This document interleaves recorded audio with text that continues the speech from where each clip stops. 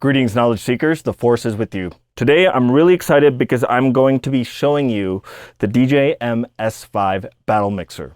It's the latest new 2-channel scratch-style mixer from Pioneer DJ, and it's a combination of being geared for the beginner turntablist or scratch DJ or open format DJ, as well as retaining a bunch of pro features from the DJM-S7 and DJM-S11. So stick around, but first, we're gonna grab some music from Direct Music Service. DMS is an online database where DJs can get their music from. There's thousands of unique edits, remixes, and originals that you can choose from of your favorite tracks that you can use to rock your next dance floor. They also have an app that you can use on your mobile device where you can browse their database and then save songs so that it appears on your Dropbox when you get home. I'm going to leave you 2 discount links down below in the pinned comment if you want to subscribe. Go to directmusicservice.com today to sign up. So first things first, as a lot of you might already know, I am an official product demonstrator for Pioneer DJ, but this specific video, this demonstration is not endorsed or done in collaboration with Pioneer DJ. This is coming from my channel. And remember, this is a demo, not a review. If you want to see my official demonstration from Pioneer DJ USA's YouTube channel, follow this link right here. So let's talk about the design. So the DJM-S5 is a step above the DJM-S3. If you remember the S3, it was basically what you got when you stripped down the S9 down to the bare bones. So all you had was Serato connectivity and the mixer. There was no performance pads or effects levers on it. Here on the S5, there's now pro level features that are originally found on the S7 and the S11. And there's some tech advancements on this mixer that's either never been done before, or never been done before with DVS, as well as never been done before at this price point. So the top is a red gloss finish, reminiscent of classic and rare battle mixers from back in the day. And it's a little smaller and lighter weight than some of the other battle mixers. Now, right now, I have this in standard style, which I prefer when I'm using turntables, which I don't use turntables very often. And the cool thing is the length of it actually matches the turntables really, really perfectly. So if you go battle style or standard, it fits right between. The width is also a little shorter than the battle mixer, so turntables are just a little bit closer together, so it makes it a little bit easier to beat juggle by a little bit. Now you might ask, the whole top is one piece. It's one single piece from top to bottom. There's no separate plate. Now we're going to turn this mixer sideways. And one of the special things about this mixer is that on both sides, there is these grooves in there, so it's easier to grip and move around. So transporting your mixer won't be a problem. Now, one of the big things on this mixer is that it uses USB Type-C connectivity and it's bus powered. That means you don't need an external power source to power the mixer. Simply by plugging the USB Type-C connection to your laptop, it will power by itself. Also, there's a second port if you want to power it independently.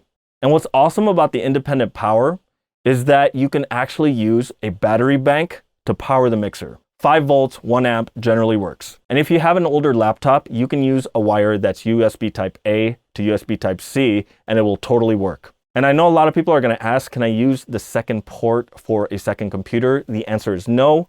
It's one computer to connect to Serato, the other is power only. Now, the other advantage of having an independent USB Type-C for power is you can have a battery-powered portable turntable and actually take this anywhere and practice your scratches. Now, just like the DJM-S11 and S7, this now has the Magvel Fader Pro. The S3 had the Magvel Fader. This is the latest generation design that's 30% more rigid, no need to replace it. It has the tension adjust control, the feeling adjust. And one of the cool things about the feeling adjust knob here is that there's a window where you can actually see the gears move when you're moving the tension knob.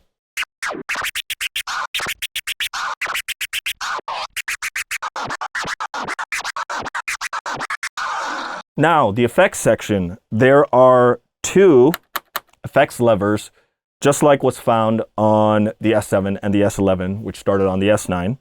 You got your temporary, and then you got your lock positions.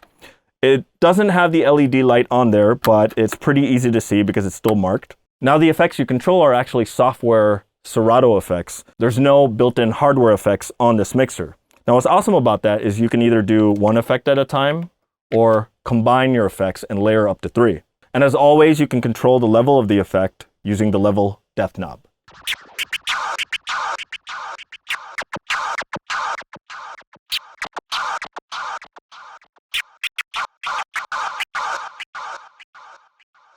Now, one of the cool new features that this has is what's called the scratch cutter. And to go into the scratch cutter mode, you first power on the mixer, it'll be in effects mode, but when you hold any of the effects cut buttons and the rest darken, you're now in scratch cutter mode.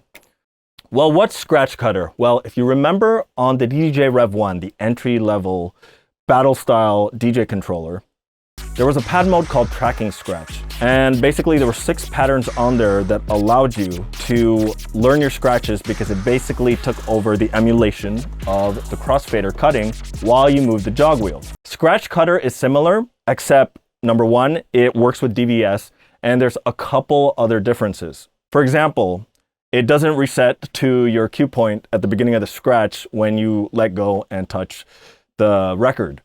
Also, it doesn't release when you let it go. It continues to cut. While tracking scratch was a pad mode, this is actually working with the paddles, so you can use them temporarily on and off or keep them locked. So let's try this with the forward scratch.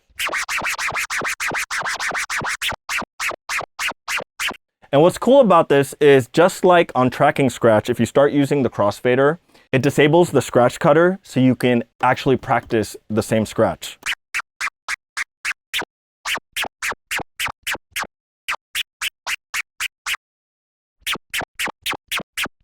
The awesome thing about this is that it's an educational tool that helps you learn how to scratch. Let's try this out.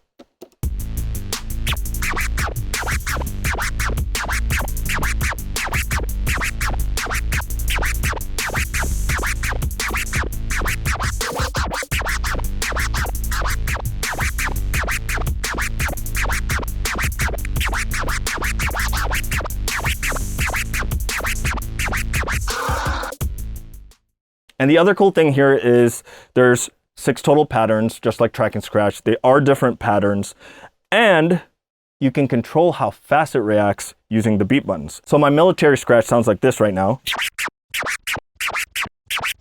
It's synced to the tempo of the playing track, but when I half time it,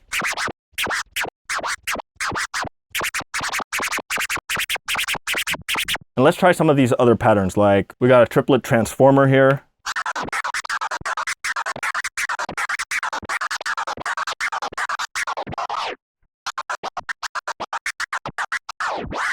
We got one click flare.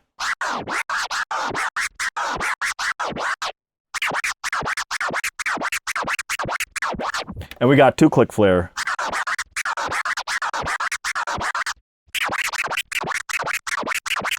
Almost sounds like a crab when you double time it.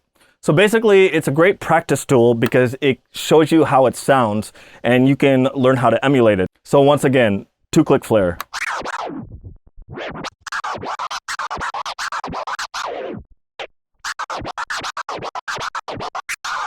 Now the effects cut buttons do other things. When you hold shift, you can set your crossfader to reverse if you want to do hamster.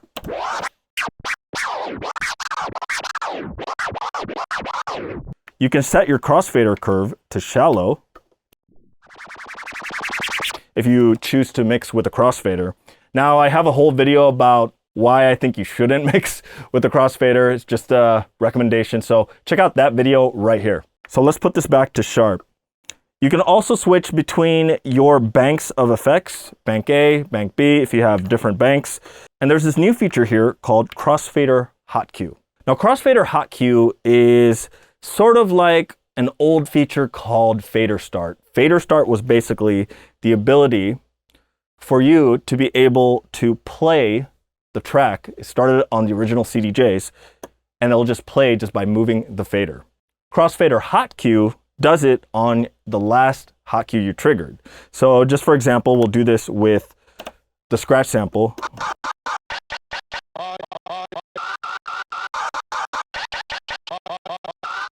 Now, what's the advantage of this? So if you want to be hands-free from the turntables and you just want to play, it's a great way to just be able to play a track and focus just on the faders. Especially if you're using turntables and you don't want to wind it up and you don't want to be focused on hitting the hot cue, you can hit it with the crossfader. Now for me, I like to have fun with this. So I'm going to put this on a ±50 range, and my key lock is actually off on Serato. And here's something I can do for fun using the turntables.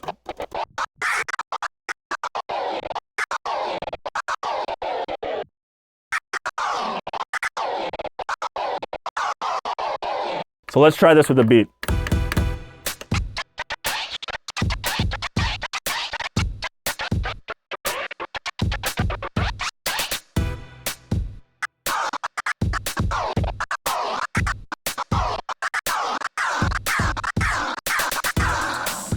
So I wouldn't call it a beginner tool. There's some creative things you can do with Crossfader Hot Cue. And you can even use it for beat juggling.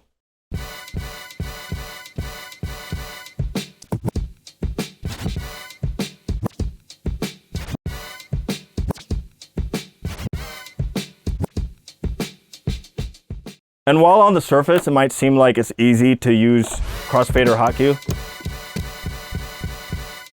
there's actually a little bit of learning when you're doing one of these.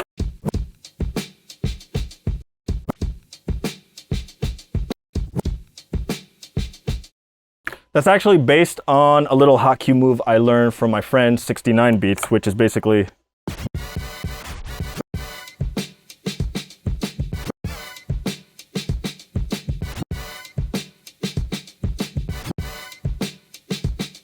So the performance pads, there's 4 pads, not 8, on each channel. However, you can access pad 5 to 8 by simply switching to it. All the pad modes that you find on the S11 and the S7 are on here, including transport, gate cue, and scratch bank. So to do the first layer of modes, I simply hold the mode button and click on any of the pads. So it's labeled here. If I want hot cue, I go there. If I want roll, I go to roll. Let's go back to hot cue. Now, if I want to do the second layer of pads, which is gate cue, cue loop, save loop, and scratch bank, I hold mode, double click, and now I'm in that mode. And just to verify, I'm in gate cue. On Serato, it is muted. Now, if I want to go to scratch bank, double click where it says scratch bank. Yeah. If you don't know what scratch bank is, it's basically a bank which is down here on Serato. You can open and close it, and it's only on specific devices. It was introduced on the DJM-S5, and it allows you to save a whole bunch of tracks in there and have them fire off using the performance pads with a set cue point that you can set it to. While people use this for scratch samples, which is why it's called scratch bank, a lot of other people use it to rapid fire different songs at different cue points. This is really, really useful for mobile DJs who need to get through their program without reaching back for their Serato crate. In fact, I still have Bank D set for the demonstration I did for wedding DJs, where I had a different type of song on each pad. Okay, that's enough for the copyright bots. So just like on the S7 and S11, there's actually 4 layers of pad modes. And to get to the 3rd layer, it's mode and shift and click any of the pads. To get to the 4th layer, which is all user modes, it's mode and shift, double click any of the pads. Because they're identical to the S11 and S7, I have a video where I laid out every pad mode, including the ones that aren't labeled here, and I'll give you that link right over here. So what are the inputs? Each channel has a single RCA input that's switchable between phono and line. There's a balanced XLR TRS combo jack for your microphone, and the outputs are a pair of XLR balanced outputs with a pair of RCA for a separate booth output. You can also set the booth output to be master, just like the XLR, so that they're both controlled using the master volume knob. I know some folks that use the DDJ SR2 might wonder, does the XLR only work if you're using the external power source? No, it actually works bus powered. With that said, it's not as strong of a signal as you would find on the S7 and S11. So you do have the benefit of XLR. You can run long cable lengths, but when you get to your speaker, it will need a little bit of gain. This mixer is also live streamer friendly. What does that mean? Well, if you're live streaming from the same computer that you're using Serato on, you don't need a virtual audio cable or an external audio interface to be able to pull the audio and bring it into OBS. It's really simple.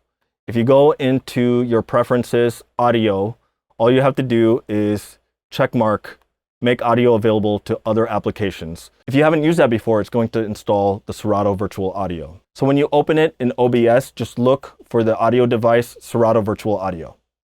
It also has an auxiliary input if you have external devices, another controller, instruments. For me, I like to put my guitar in that auxiliary input so that I can mix it with the mixer. Mic and auxiliary level control is in the front of the mixer, and there are two headphone outputs. One is a 3.5 millimeter, the other is a 1/4 inch. So overall, the DJM-S5 is beginner friendly with some professional features in there, along with some next generation tech to make it portable with professional features that have never been done at this price point. Product link is down below in the description or the pinned comment. Also, if you got questions, feel free to leave them down below. Really appreciate you for watching. May you find the knowledge you seek and the force be with you always.